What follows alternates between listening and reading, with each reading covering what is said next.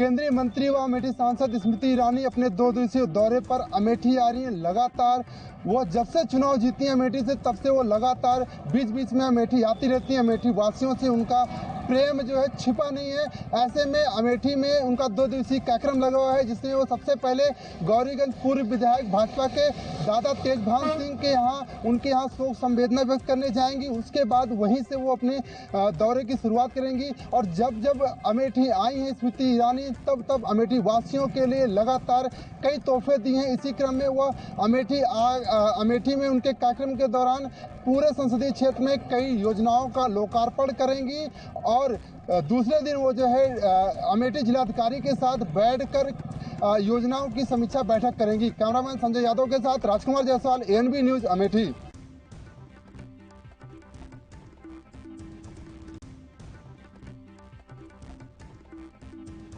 उत्तर प्रदेश सरकार की मंशा अनुसार बिजली विभाग कार्य कर रहा है। इस वक्त हमारे संग मुख्य अभियंता पंकज जी है, उनसे जानते हैं कि जो बड़े बकायेदारों के बिल है, जो कनेक्शन लेके वह पैसे नहीं देते, कितना उन पे बकाया। 3 कैटेगरी इन्होंने अपनी तरफ से रखी है जिन पे बिजली विभाग इस समय एक्टिव होकर कार्य कर रहे हैं। इस वक्त हमारे संग बात करने के लिए सर, सबसे पहले तो आपका ANB न्यूज पे स्वागत है।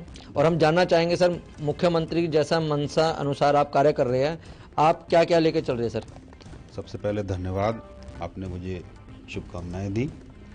देखिए, एक विद्युत विभाग एक राजस्व आधारित विभाग है, जिसमें हमें क्वालिटी सप्लाई हम उपभोक्ता को करते हैं और ये एक्सपेक्ट हमसे किया जाता है कि हम उसके अगेंस्ट जो भी रेवेन्यू जनरेट हुआ वो हम उसको वसूलें जी।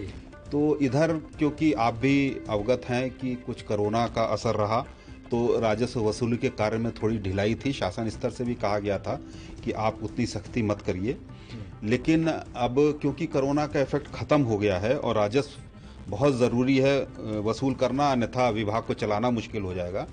तो इस केसेस में हमने 1 अप्रैल से इस फाइनेंशियल ईयर में ये हमने 3 कैटेगरी का प्रबंधन के साथ अपना डिस्कस करके ये 3 कैटेगरी की एरियर लिस्ट बनाई है, जिस पे हम लगातार कार्य कर रहे हैं। पहले नेवर पेड उपभोक्ता हैं, जिन्होंने ऐसे उपभोक्ता जिन्होंने कनेक्शन ले लिया लेकिन उसके बाद उन्होंने कभी बिल नहीं जमा किया। तो ऐसे उपभोक्ता हमारे 1 अप्रैल को 28,104 उपभोक्ता थे नेवर पेड कंज्यूमर, जिनमें हम 31 अगस्त तक 14,161 पे कार्रवाई कर चुके हैं। मतलब या तो उनको हमने डिस्कनेक्ट कर दिया है या तो फिर उनसे हमने पैसा जमा करा लिया है। इसी तरह से दूसरी कैटेगरी की हमने एक लिस्ट बनाई थी, जिसमें एरियर अमाउंट जो है वो 10,000 रुपए से लेके 1 लाख रुपए तक का था। थे गाजियाबाद के मुख्य अभियंता पंकज जी, इन्होंने हमारे हर प्रश्न का उत्तर बड़ी बेबाकी से दिया। और इनका एक और कहना है कि जैसे कि जब तक हमने जो बकायेदार है उनको बिल्कुल शून्य नहीं करेंगे, तब तक हमारा अभियान चलता रहेगा। मुख्यमंत्री की जो मंशा है उनके अनुसार हम उपभोक्ता को लाइट दे रहे हैं, जो भी सरकारी योजना है उनको हम जनता तक पहुंचा रहे हैं। गाजियाबाद से कैमरा पर्सन सोनू के संग मैं परवीन अरोड़ा।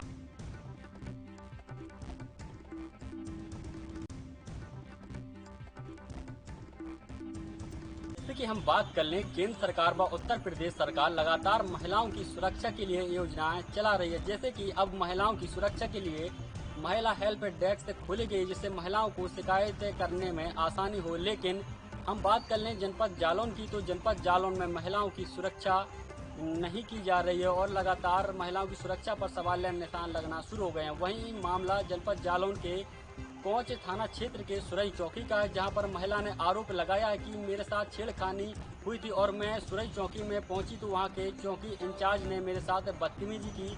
वहीं आज पुलिस अधीक्षक रवि कुमार के पास आई हूँ, यहाँ पर शिकायत दर्ज कराकर न्याय की। हम लोगों को भगा दिया दरोगा जी ने, तो सुबह फिर हम लोग कोतवाली गए, कोतवाली गए, उधर पे हम लोगों ने कंप्लेंट दी। तो फिर उन्होंने कोतवाली चौकी में हमें बुलाया दरोगा जी ने, तो हम लोग गए। तो हम लोगों से हम लोग समझौता करने गए थे, तो हम लोगों को समझौता करने की जगह पे हम लोगों को धमकी दी गई। दरोगा जी कह रहे थे हमसे, इस कॉलोनी की सब लड़कियां 100-150 में ऐसा करती हैं। गुहार लगाई है। ANB न्यूज मैंगराजपुर जालौन।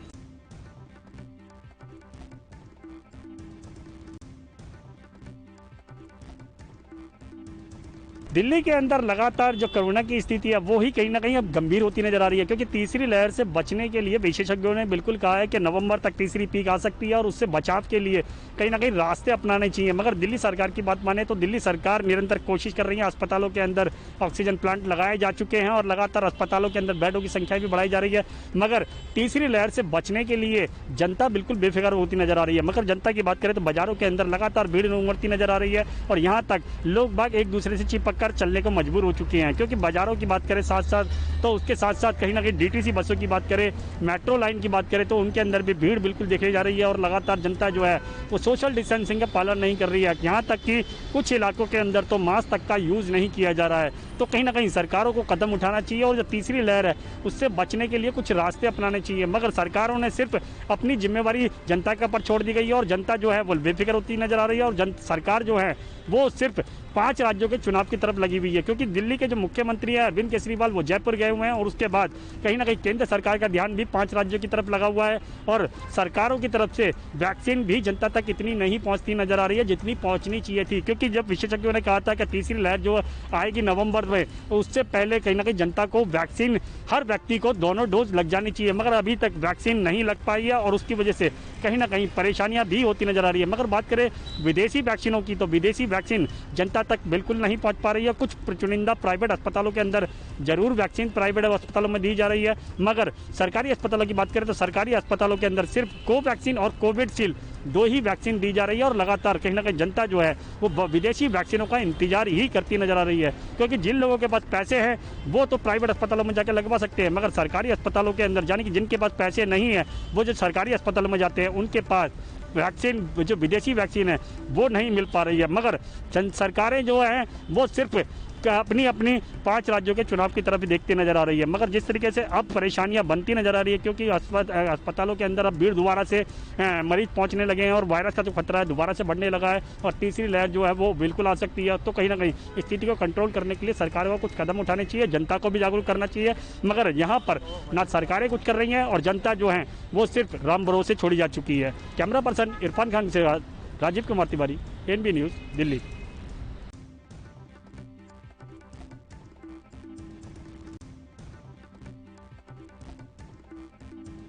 उत्तराखंड के बांदा जिले का एक मामला जो है सामने आया है। पाकिस्तान की जेल में बंद होने के बावजूद उसको आज 12 साल बाद उसको रिहा किया जा रहा है। आपको बता दें कि बांदा जिले के अतर्रा क्षेत्र का मामला है, जहां पर जो है एक ग्रामीण जो है अपने खेतों की तरफ गया था साइकिल लेके। उसके माँ बाप का ये कहना था कि खेतों की तरफ हमारा बेटा गया था, जिसको जो है 12 साल पहले जो है वो लापता हो गया था। उसको जो है आज जो है पुलिस द्वारा जब उसको सूचना दी गई उनके परिजनों को कि आपका बेटा मिल गया है और पाकिस्तान की जेल से रिहा किया जा रहा है, 12 तारीख को रिहा किया जाएगा। उसको लेकर परिजनों का रो रो कर बुरा हाल है कि हमारा बेटा कहीं ना कहीं जो है जो पाकिस्तान की जेल में थे आज रिहा किया जा रहा है। ये कल वहाँ से एक व्हाट्सएप पे ये सूचना दी गई थी कि राम बहादुर सन ऑफ गिल्ला, ग्राम पचोखर, तहसील नारायणी, ये करीब कई साल से पाकिस्तान की जेल में बंद थे और उनको वहाँ के द्वारा जो जितने समावधि का कारावास की सज़ा सुनाई गई थी उन्होंने अपने उस सज़ा को पूरा कर लिया था और उसके क्रम में उनको वहाँ से पाकिस्तान सरकार के द्वारा भारत को सौंपा जा रहा है बाघा बॉर्डर के द्वारा। उसी के संबंध में उनके परिवार वालों, घर वालों को ये सूचित करने का आदेश हुआ था। उसी के क्रम में उनके परिवार वालों को इस बात से अवगत कराया गया है। वीडियो पर्सन के साथ देवानंद सिंह, NB न्यूज़, बांदा।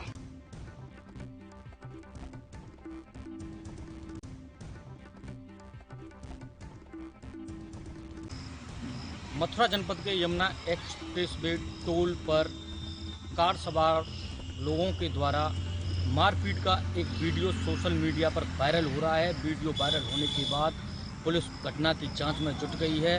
यह वीडियो बताया जा रहा है कि मथुरा जनपद के माठ टोल प्लाजा का है, जहां कार सवारों के द्वारा टोल न देने को लेकर यह विवाद हो गया। तो विवाद इतना बढ़ गया कि वहाँ लोगों के द्वारा जमकर मारपीट हुई और मारपीट का वीडियो सोशल मीडिया पर वायरल हो गया। वायरल होने के बाद क्योंकि टोल पर कुछ ही दूरी पर वहाँ चौकी भी बनी हुई है, उसके बाद टोल के जो कर्मचारी थे वो तमाशा देखते रहे और उसके बाद में टोल पर उन कार सवार लोगों का तांडव देखने को मिला है और जिसको लेकर उसका वीडियो सोशल मीडिया पर वायरल हो रहा है। और वायरल होने के बाद मथुरा प्रशासन और पुलिस घटना की जांच में जुट गई है। मथुरा से रिंकू शर्मा, ANB न्यूज।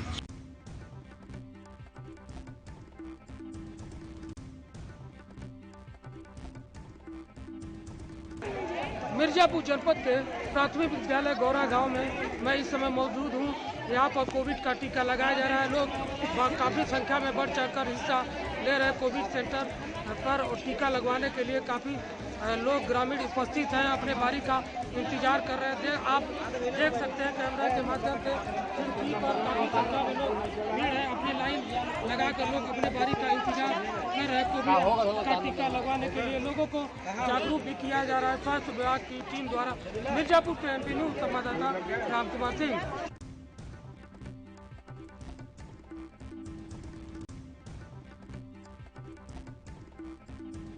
उत्तर प्रदेश के जनपद मैनपुरी में पहुंची उत्तर प्रदेश की राज्यपाल आनंदीबेन पटेल विभिन्न कार्यक्रमों में हिस्सा लिया। मैनपुरी पहुंची राज्यपाल आनंदीबेन पटेल ने कृषि विज्ञान केंद्र और आंगनबाड़ी केंद्र के कार्यक्रमों में भाग लिया है। प्रगतिशील किसानों से संवाद किया। मैनपुरी के नुमाइश परिसर में राज्यपाल सामूहिक कार्यक्रम में पहुंची, जहां नव जोड़ों को आशीर्वाद भी दिया। इस दौरान राज्यपाल आनंदीबेन पटेल के कार्यक्रम ने सरकार और यूपी सरकार की जमकर तारीफ की। सरकार की योजनाओं को अच्छा बताया है। वहीं आंगनबाड़ी कार्यकर्तियों को भी उन्होंने प्रोत्साहन भी किया है। मैनपुरी से रजनीकांत तिवारी, ANB न्यूज।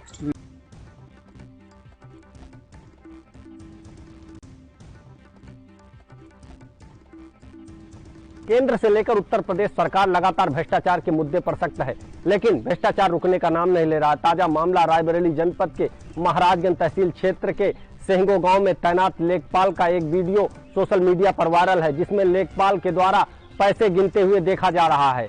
ग्रामीणों का आरोप है कि लेखपाल ने जमीन के पट्टे के नाम पर ग्रामीणों से पैसे लिए हैं। इस मामले में SDM महाराजगंज सविता यादव का कहना है कि मामला प्रकाश में आया है। सोशल मीडिया पर लेखपाल के द्वारा पैसे गिनते एक वीडियो वायरल हुआ है, जिसकी जांच तहसीलदार महाराजगंज को सौंपी गई है। जांच रिपोर्ट आने के बाद उचित कार्रवाई की जाएगी।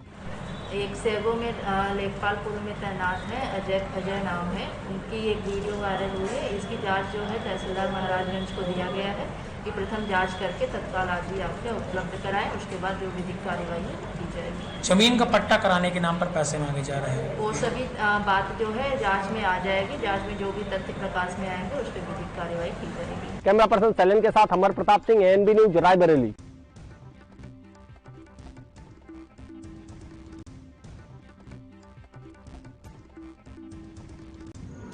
मध्य प्रदेश में जब जब रीवा जिले का नाम आता है तब तब एक ही सवाल सभी के मन में आता है कि आखिर कब तक गरीबों को न्याय पाने के लिए सड़कों पर उतरना पड़ेगा और चक्का जाम करना पड़ेगा, जिससे कि अधिकारी उनकी मांगों को सुने और उन्हें न्याय मिल सके। लगातार रीवा जिले में इन दिनों जैसे अपराध बढ़ रहा है, वैसे वैसे ग्रामीण और गरीब चक्का जाम कर रहे हैं, सड़कों पर आ रहे हैं, जिससे कि अधिकारियों तक उनकी मांग पहुंच सके और उन्हें इंसाफ मिल सके। लेकिन इंसाफ पाना उनके लिए मुश्किल सा हो रहा है।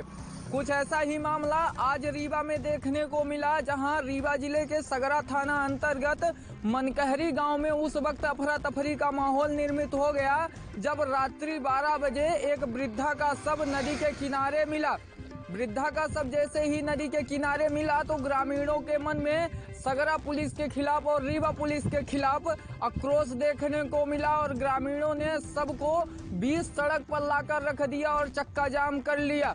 हालांकि अफरा तफरी में वहां पर आला अधिकारी भी पहुंचे और क्षेत्रीय नेता भी पहुंचे। वहीं बताया गया कि वृद्धा बीते दिन अपने घर से निकला हुआ था खेती करने के लिए, वह खेत पर जा रहा था, लेकिन वह खेत पर ना पहुंचकर कहीं और चला गया और जब पूरा दिन भर वह घर पे नहीं आया तो घर वाले इधर उधर ढूंढे, लेकिन कहीं पर रता पता नहीं चला। फिर रात्रि 12 बजे उसका शव नदी के किनारे मिला। शव नदी के किनारे मिलते ही ग्रामीणों में हड़कंप मच गया और परिजनों के द्वारा हत्या की आशंका जताई जाने लगी। परिजन और ग्रामीण मिलकर सबको लाए बीच सड़क पर रख दिए और चक्का जाम कर लिए और हत्यारों को पकड़ने की मांग करने लगे। परिजनों का साफ कहना है कि यह हत्या है, क्योंकि जब वृद्धा अपने घर से निकला था तो वह खेत में काम करने के लिए निकला था, लेकिन रात को 12 बजे उसका शव मिल रहा है। हालांकि चक्का जाम करने के बाद वहीं जब क्षेत्रीय नेताओं ने परिजनों को समझाइश दी, तब जाकर किसी कदर से परिजन अपनी मांग पर डटे रहे और बाद में उन्होंने सबको उठा लिया। इस शर्त पर उठाया कि हत्यारों की जल्द से जल्द गिरफ्तारी हो और उन्हें न्याय मिल सके। पी न्यूज के साथ संवाददाता विजय त्रिपाठी, रीवा।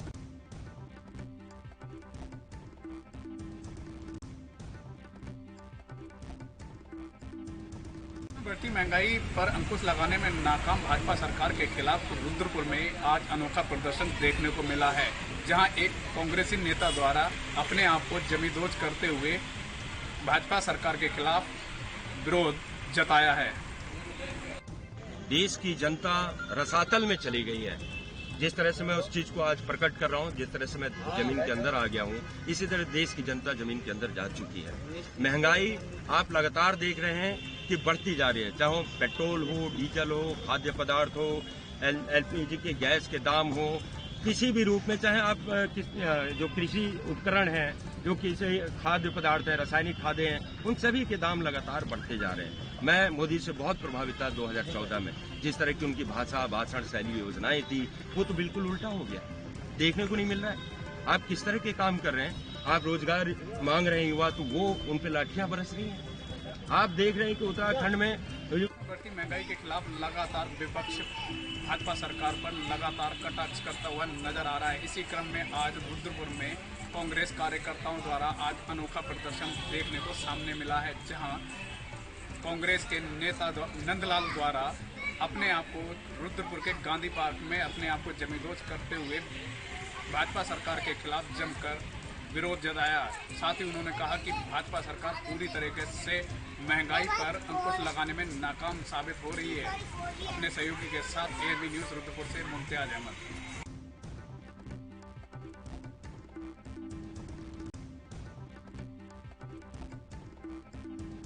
आज हम पहुंचे हैं विधानसभा झबेड़ा के झबेड़ा कस्बा के अंदर। आज हम अपने कैमरे के माध्यम से वो तस्वीर आपको दिखाएंगे जो भविष्य में किसी भी व्यक्ति के लिए घातक हो सकती है। मैं अपने सहयोगी कैमरामैन से कहना चाहूँगा, इन तस्वीरों में आप दिखाएं कि जिस तरीके से ये जो हाईवे है ये झबेड़ा कस्बा से होके जो है इकबालपुर होते हुए रुड़की पहुँचता है, और यहाँ पे जो डिवाइडर्स जो यहाँ बनाए हुए हैं, रास्ते में जो डिवाइडर बने हुए हैं, कहीं ना कहीं वो हताश हो चुके हैं। जिस तरीके से तस्वीर में दिखा रहे हैं हम लोग आपको कि ये जो डिवाइडर्स हैं, ये अगर नहीं बनते हैं तो यहाँ पे लगे जो खंबे इनमें लगे हुए हैं, कहीं ना कहीं वो हताश सकते हैं। मैं कैमरामैन से कहना चाहूँगा कि आप दिखाएंगे किस तरीके से जो है आगे जो डिवाइडर्स बने हुए हैं, लगातार पूरे डिवाइडर जो इस झबेड़ा कस्बा के हैं टूटे हुए हैं। कहीं ना कहीं नगर पंचायत झबेड़ा इसके लिए जिम्मेदार है, उनकी जिम्मेदारी बनती है कहीं ना कहीं इनको बनवाने की, लेकिन इस और जो है नगर पंचायत झबेड़ा बिल्कुल ध्यान नहीं दे रहा है। और मैं कहना चाहूँगा जिस तरीके से जो है ये स्थिति बनी हुई, कहीं ना कहीं बड़े हादसा यहाँ पे हो सकता है। मैं एनबी न्यूज़ के लिए लालचंद्रा, झबेड़ा।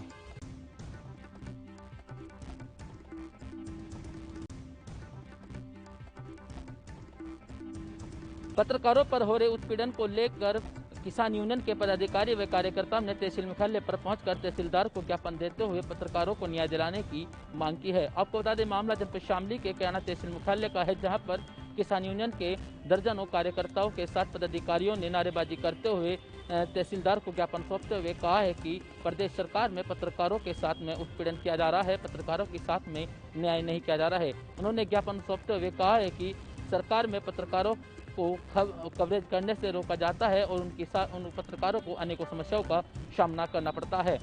किसान यूनियन के पदाधिकारी व कार्यकर्ताओं ने महामहिम राज्यपाल व राष्ट्रपति के नाम ज्ञापन सौंपते हुए पत्रकारों को न्याय दिलाने की मांग की है। सहयोगी कैमरामैन के साथ दीपक कुमार, एनबी न्यूज शामली।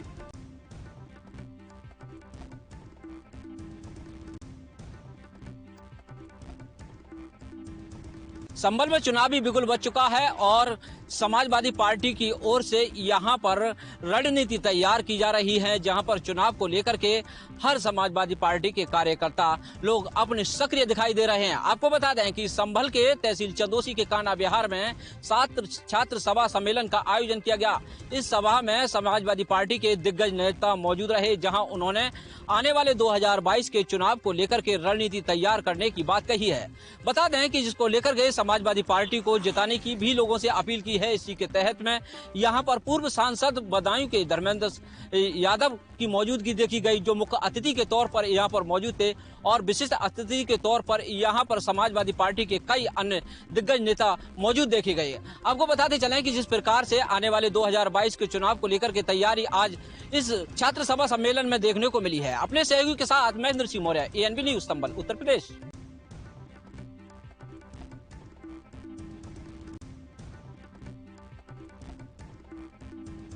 चीनी मिल में नाबालिग मजदूर की हुई बॉलर से गिरकर दर्दनाक मौत। मामले को दबाने में लगे चीनी मिल के कर्मचारी। आपको बताते चले पूरा मामला सीतापुर जनपद के थाना संदरा क्षेत्र के रामगढ़ चीनी मिल का है, जहां पर एक नाबालिग अतुल शर्मा 1 वर्ष पूर्व से काम कर रहा था, जिसकी अचानक बॉयलर के ऊपर से पैर फिसलने की वजह से गिर पड़ा, जिसे आनंद फानन में BCM अस्पताल खैराबाद भेजा गया। वहां प्राथमिक उपचार होने के बाद जिला अस्पताल रेफर कर दिया गया। वहीं जिला अस्पताल के डॉक्टरों ने उसे मृत घोषित किया गया, जिसके बाद में चीनी मिल के कर्मचारियों में हड़कंप मच गया। आनंद फानन में PM हाउस पहुंच गए, जहां पर केस मैनेज करने के लिए उन परिजनों से मिले, परिजनों को भी समझाया बुझाया, पैसे का लालच भी दिया कि बाल मजदूरी कहीं सामने ना आ जाए। मगर सवाल ये उठता है, लगातार बाल मजदूरी कराई जाती है और सूत्र बताते हैं कि चीनी मिल में कई घटनाएं हो चुकी हैं। उन घटनाओं को पैसे के बलबूते पर दबा दिया गया है। जब इस संबंध में श्रम विभाग के कर्मचारियों से बात की गई तो उन्होंने बताया कि 19 वर्ष का लड़का यहाँ पे कार्य कर रहा था, जैसे कि मुझे सूचना मिली है। मगर सवाल ये उठता है कि श्रम विभाग को पहले ही कैसे सूचना मिल गई कि वहाँ पे 19 वर्ष का लड़का कार्य कर रहा था। जब PM हाउस हम लोग पहुँचे, मीडिया टीम पहुँची, तो वहाँ पे देखा गया कि श्रम विभाग के कर्मचारी उनके बयान ले रहे थे, जिसमें 19 वर्ष का दर्ज कर रहे थे कि लड़का जो मजदूरी कर रहा था वहाँ पे 19 वर्ष का है।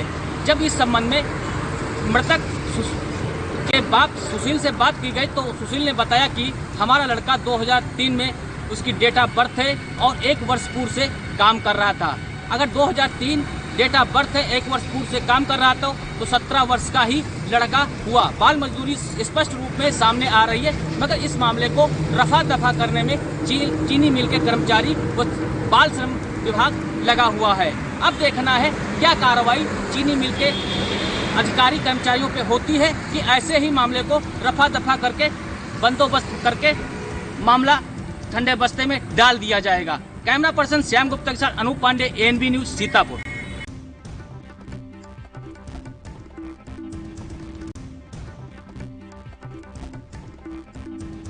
देश आजादी का 75वां वर्ष मना रहा है, लेकिन कुशीनगर जनपद का एक गांव ऐसा है जहां आजादी के 75 साल बीत जाने के बाद भी अब तक बिजली नहीं पहुंचा है। हालांकि सरकार की मंशा है कि अगर खेत में भी एक घर है तो वहां पर बिजली पहुंचे, लेकिन हम बात कर रहे हैं दुधई विकासखंड के मछरिया के पाड़ेपट्टी टोला का, जहां पर आज तक बिजली नहीं पहुंचा है। हमारे साथ इसी गांव के कुछ ग्रामीण मौजूद हैं, आइए हम इनसे बात करते हैं। क्या समस्याएं हैं, बिजली कब से आप लोगों को नहीं मिल रही है?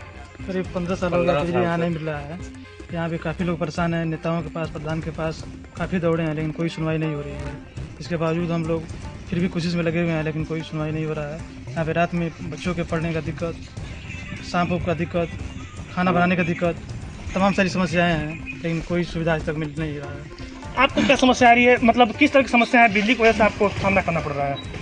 बिजली की वजह से ना लड़का पढ़ता रहा, ना समय से खाना बनता, सांप गोजर कीड़ा फतिंगा सबके तो दिक्कतें बा। चाची, रात में आप खाना बनावे नहीं तो रात में खाना बनाने में लाइट ना आता तो कितना दिक्कत होला? कहता है कि हम लोग खाना बनाते हैं तो अंधेरा में खाना बनाते हैं, और मान लीजिए बच्चों को पढ़ने के बहुत दिक्कत हो रहे हैं। सरकारें यहाँ पे बिजली दे रही नहीं रहे हैं, तो हम लोग को तो बहुत परेशानी है। और यहाँ पे आए हुए हम लोग को 15-20 साल हो गया है, लेकिन कुछ भी की सुविधा नहीं है, कुछ भी सुविधा हम लोग को नहीं दे रहे हैं सरकार। जैसे कि आपने सुना, निश्चित तौर पर ऐसे में बिजली जो कि लोगों का एक महत्वपूर्ण संसाधन है, यहाँ पर अब तक बिजली नहीं पहुँचा है। तो आप सोच सकते हैं कि यहाँ के ग्रामीणों को कितना दिक्कतों का सामना करना पड़ता होगा। अब देखना है कि इस पर बिजली विभाग कब सोकर जगता है और लोगों की समस्याएं दूर होती है। एएनबी के लिए कुशीनगर से राजकुमार गिरी।